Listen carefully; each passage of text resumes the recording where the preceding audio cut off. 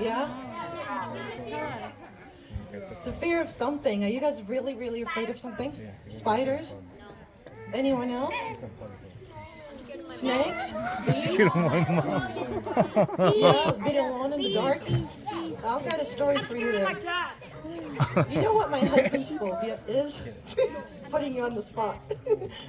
He's afraid of frogs, especially the big ones. And and even more, yeah, and even more those toads that got warts all over and those bulging eyes and those toads that go.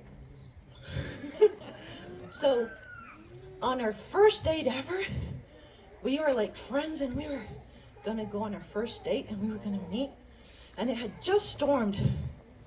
And as I walked over to meet him, I saw a frog jumping by the road.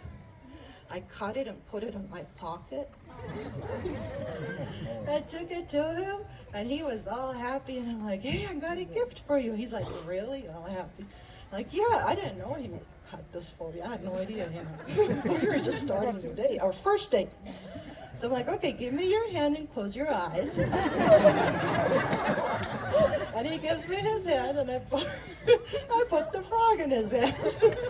And he screamed, and then there was a fountain. Thank God there was a fountain there, because he threw the frog in the fountain and it swam away.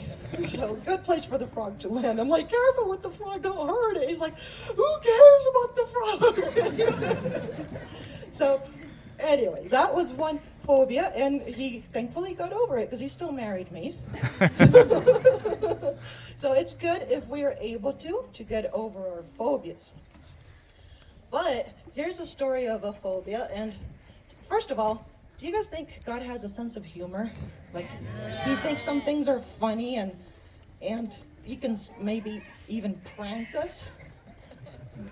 God pranked me really bad once, and I fell for it so bad. I'm going to tell you that story.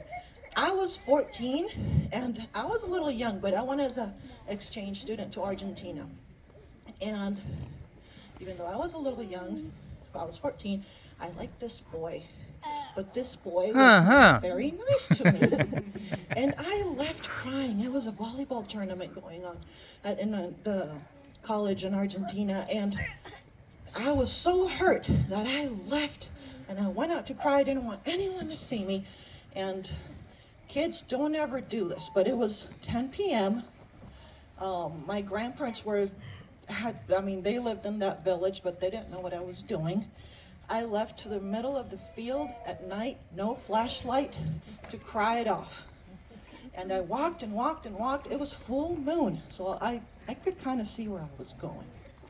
And then I ended up sitting at the end of a tree line on the last tree. I sat by the tree and cried and cried and cried. And that tree was nice. It wasn't like the one that fell on me and broke my leg, but this tree was nice. It didn't do anything. And so I was there crying, and then I got tired of crying. I'm like, God, if you're there, I'd like you to help me with this, because I don't want to cry anymore. I want to be happy again. And so I don't know, please help me. And as soon as I was doing that, I prayed that, I felt I froze. And then when my hair was blowing, and I look back and I see a face this big, and it was black, and I screamed, ah! And then I hear moo! And then it screamed louder than me. I didn't know that could happen, but the poor cow screamed louder than me and took off running to the milking station, which was a mile away. And I just remember it running and mooing the whole time, and the udders swinging under the moonlight, sliding all the way down. And then I was shocked, and I started laughing. I'm like, oh, I totally forgot I had been crying, and the reason I was laughing and laughing, I'm like, look at that. And then all of a sudden I hear, I'm like, something broke behind me. I'm like, oh no. And I see 30 cows that are frozen, like, looking at me. And I'm like, seriously? Okay. Boo! And all the cows went, moo! You know, a choir, at night, moo! I didn't know they could sing in unison. And they all left running straight to the milking station too, like telling the other cow to hold on, wait for me, you know.